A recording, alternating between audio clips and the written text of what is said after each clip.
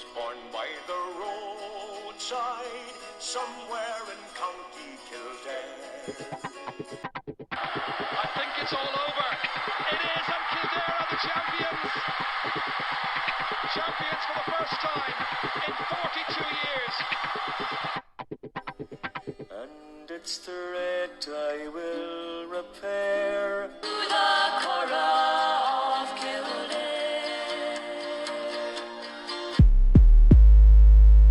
Kildare Speaks with Fia Rua. Hello and welcome to episode 8 of Kildare Speaks with me, Owen Burke, or Fia Rua.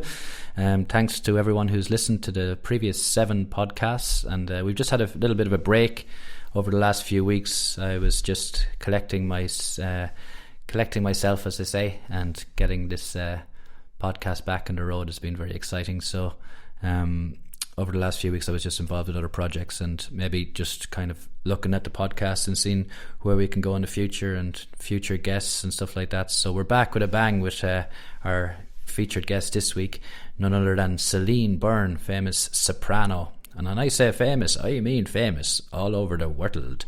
I went to school with Celine. We're from the same parish of Cara, and although different areas, Gingerstown and Castlekeely, very different places, you know. There was great wars that happened years ago between Castlekeely and Gingerstown, the Great Wars of Cara back in the 1450s. I'm making that up, of course, but I'm absolutely buzzing that Celine will be my guest for our return episode 8, and again, I repeat that if anybody has any suggestions for the podcast or any feedback at all, don't be afraid to send me a message on the Facebook page, which is under the Kildare Speaks podcast, facebook.com/Kildare Speaks podcast. You can also get me on all the usual platforms, and please subscribe and all the rest of it. And you can email me on fiaruamusic@gmail.com if you want to send me a direct email. The next few weeks I'm going to have some really cool guests. I want to thank my previous guests as well. There's been a lot of great feedback, so thanks for that. So Celine Byrne, that's who my next guest is, and I got to interview Celine via Zoom, so it's not a perfect recording, but it's pretty good considering where I was and where she was. We're not in an urban environment, so the Wi-Fi is improving around the country, it seems. But so what else do I have to tell you is, just keep following the podcast and keep listening and keep spreading the word, because it's really individual kind of people sending messages, hey, did you hear this episode, or passing it around and sharing it online. That's how it gets out there, or WhatsApp, or whatever way you want to share it. So please continue to spread the word, and we'll keep making these podcasts for you and for the County of Kildare. Again, as always, I want to thank Kildare County Council for their sponsorship of this podcast. So Celine Byrne is probably, one of the most famous Kildare people at the moment, nationally and internationally, and I think she kind of underplays her story, because she started off just getting into the singing thing at a late age in comparison to all these kids who would have been learning when they were very young. Celine went over as an au pair over to Italy and over to Milan, and she heard opera for the first time, and she followed her dream, as they say, and it's just been a remarkable story. It's been amazing to follow Celine's successful career and watch her on stage, and fair play to her. So she's made us all very proud, us people from Cara. So I want to dedicate this episode as well to Celine's dad, John Joe Byrne, a great Gingerstown, Cara, Kildare man, Raheen's man. So this one's for you, John Joe, and enjoy the podcast and keep listening, folks. This is Celine Byrne, episode 8. Garimila Mahagwiv. So, Celine, how are you today? Good, thank you, Mr. Burke. I'm fine. I mean, every day is a different day, but today is a good day. Good stuff. How's the weather in Gingerstown? In Gingerstown, in the middle of nowhere, in Cara, it's fine. The weather was lovely today. Well, yesterday it was freezing. It's just people that would be ignorant of places like, Gingerstown and Castlekeely. It's very, very... Because we're both from the same neck of the woods. Cosmopolitan areas of Kildare. Yeah, something like that. But every day is a pajama day for me. I get up in the morning and I get dressed, and then I do what I have to do, and if I have to go to town, I will. And then as soon as I have any opportunity, I get into my pajamas and my nightgown. Lovely. I love it. Do you know, I've only invested in the pajamas in recent weeks. I never really, I had the long john thing going on for a while, but I was in the Athlone shopping centre the other day, and I was like, I'm going to try a pajamas, and there is something about it, isn't there? Yeah, it's comfy. It is, yeah. We don't give ourselves enough comfort, you know. We don't, especially when I'm working away. If I'm working away somewhere, the minute I get in from work, I'll always jump into my pajamas and my nightgown so I can just chill for the evening. Brilliant. Listen, we went to school together, and we grew up in the same parish, as I say. I'd no idea about you and this singing job, like, until I seen you up on the stage or out in the TV and stuff like that. But you weren't 18 until you kind of really got into it, were you? Yeah, well, I mean, I liked singing, from school. The first gig I had was at our confirmation when I got to sing solo at the lectern for our confirmation. Really? That's right. Yeah, I remember that. Yeah. Yeah. And Ger Moran. My cousin Ger. Yeah, who I used to go out with in primary school. Even though Did you go out with him? Yeah. I thought you were going out with me. All these years. He was up for the runner. So it was between me and him, and then they picked me. And what song was it? I think it was Song of the Young Prophet. Right. That's what it was. And that was the kind of first gig that I had.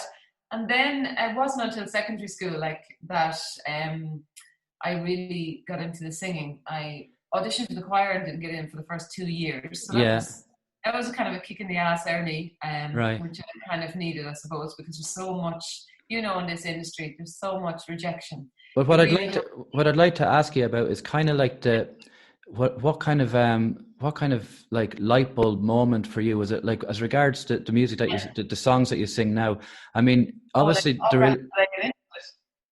Well, just while you were in secondary school, were you kind of conscious of this genre, of this opera stuff and all this kind of stuff?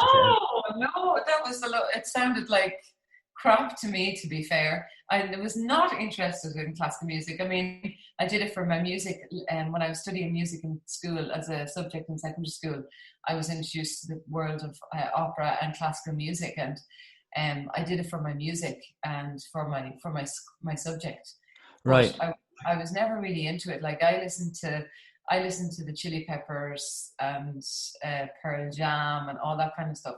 But was there some part of you that kind of, I describe it sometimes with my own art as a kind of an itch or something that you wanted to satisfy? Was there something within yourself that you felt? Yeah, it happened when I was 18. So in school, as I was saying, I was also interested in singing, and I never thought it would be a career. And then in secondary school, I was picked to do the lead role in the musical, and I thought, great, I want to be a West End star. I'd love to do musicals. But then I thought, no, I can't do that because I can't dance. And so I didn't really think that was for me. And then I was 18 and I left school and I went to Italy as an au pair. Yeah. And I saw opera for the first time. And the only reason I went to see an opera was because as an au pair, I was working in the house and I was constantly singing. And the lady of the house said to me, "Oh, Celine, you have to go and see an opera. You have to see what it's like to have real music, And I said, Irish music is real music. Yeah. And they went, "Oh no, but the Italian opera is, fantastic." And I said, "Okay, I'll go." And I was kind of nervous because I thought, this is going to be crap. This is going to be terrible. I'm going to sit in this chair for 3 hours and not have a clue what's going on. And I watched it, and even though there was subtitles, I didn't need the subtitles. I kind of got what the story was. And was it the kind of the spirit of the music that kind of brought you into it, or? Yeah, it was just, I don't know what, it was because I've always wanted to sing, and I never found something that I kind of went, wow, I'd be good at that, or wow, this is for me. And it was only until I saw an opera that I thought, this is something that I could do. This is something that I'd love to do. But listen, I have no idea. Sure, I hadn't even got any training or anything like that. So when I came back from Italy, that's when I started my training. So I took my first there's children all over the world that have been taught this kind of opera singing since they were 3 years of age, and here are you, 18-year-old from Kildare, and you say, "Oh, I'll do that." Yeah. So it was like 18 when I took my first singing lesson. And were your teachers kind of going, "Listen, this is going to be beyond you," or did they have the confidence straight from the start because of your powerful voice and stuff? No, they just kind of I think I just went for my lessons, and they gave me my lessons, and they thought that I was good, and they encouraged me. But I think anybody who's learning anything will always be encouraged by their tutor or their teacher. I think for me, it was because I never saw it as being a career. It was just something I said, oh, I'd love to do that. And I just jumped in and I did it. And then I had to be a little bit more practical then. And I decided, right, what I'll do is, what will I do now? Because I had deferred college for a year. And then I decided I actually wanted to do a career in music. So I picked singing as my instrument. Yeah. And I studied music, philosophy and theology. And then I went on to do my master's in music. So that was in the Royal Irish Academy. Yeah, it was a hobby that developed into a career. And I've been very lucky and very blessed because it's been a very fruitful career, even though this pandemic is going on. It's been good. So it's kind of happened organically for you in a way that you kind of started off as, this is something I'd like to try. And then suddenly other people were coming along and helping you along the road. Yeah, exactly. So everything kind of just fell into place. Now, as I said back at the start of this interview, not being in the choir kind of gave me a kind of a knockback, as in I was like, oh, I thought I was a good singer and I can't go to the choir. Maybe I'm not that good. But you see, that's something I'd like to kind of explore with you, because I started off playing the drums, and then I kind of wonder sometimes with children, especially when I'm doing a bit of work with kids and workshops and music workshops, how do you know if you have a good voice until people started to tell you have a good voice? Do you know? I think everybody has the ability to sing, and I think everybody has the ability to perform in some way or form. Like my son, my eldest son, he's absolutely no interest in music. But I mean, when I say no interest, that's a lie, because he likes going to opera and stuff. But he has no per se talent, if you want to call it that. He never kind of pursued anything within the music spectrum. But his talent lies with his football. So everybody has a talent, and everybody should be encouraged. And I think with regard to what you're saying when you're teaching and everything, and you do recognize if somebody has a talent or not, whether you're trained in that area or not. Like, I mean, my husband doesn't know much about singing, much about like music, and he's not involved in the music industry. But he can tell if somebody's singing flat or if somebody's a good singer or not, and he doesn't have a trained ear, but so you kind of know. What I was kind of getting at is that would there been a possibility that you could have kept this voice to yourself without exploring it, and then it was more to do with people coming along and saying, listen, you've got something here, keep going with it? I think it just came from the fact that I wanted to do something, and I went for lessons. I think if you've got a passion for something, it'll always come through, and you'll always follow it. Follow that dream. Like as I said, I've had many knocks on the way. I've had extremely high highs where I've like won international singing competitions, sung for popes, sung for presidents. But I've also have really bad lows where I've been like really bad, almost on the borderline kind of depression. And where it's been really bad, and where there's always the rejection, and you question yourself, is this a career? Am I good enough? And it was only through perseverance that I actually had a career, because it's that inner belief that you have that keeps you going. But it's a passion.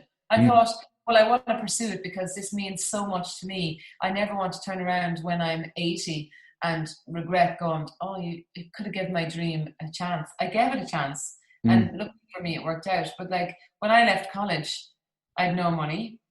You can't like just have a career immediately, click your fingers. Yeah. I had no money. I was asking my dad for €50 so I could buy bread and milk. I actually had nothing.